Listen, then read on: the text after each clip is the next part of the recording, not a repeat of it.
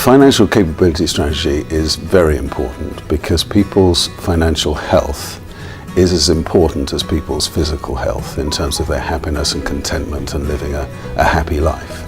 The financial capability strategy is important because it aligns us all. It makes us work in the same direction. The policymakers, civil society and charities, industry, including financial services and beyond that, we're all working together to fulfill a shared ambition. Financial capability is really important. People are living longer.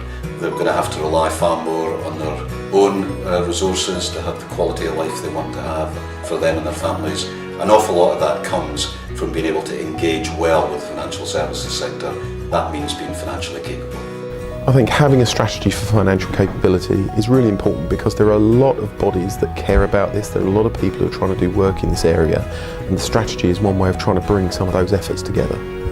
I think we're still a nation divided between those who are financially savvy, do their research, compare across the market, understand what they're doing, and thankfully those numbers have grown. But I would say still the majority of people are either scared, ignorant or apathetic of what they need to do to help themselves.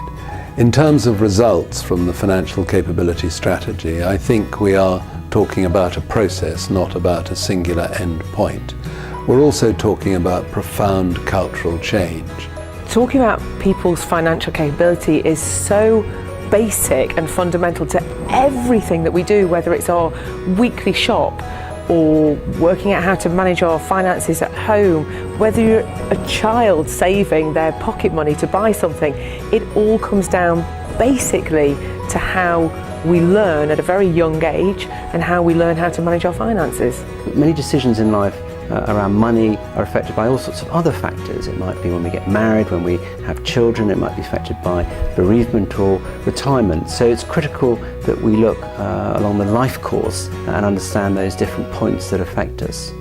When I'm faced with questions now about how to help people, I can remember what it was like not to have money. And I think, there's a tendency for people to forget, particularly in my position, what it's like to budget, what it's like not to have money. And it really is important to understand that actually for lots of people up and down the UK, that's a daily challenge. It's essential that we have a financial capability strategy because in the last 10 years, capability as measured across the UK has gone backwards.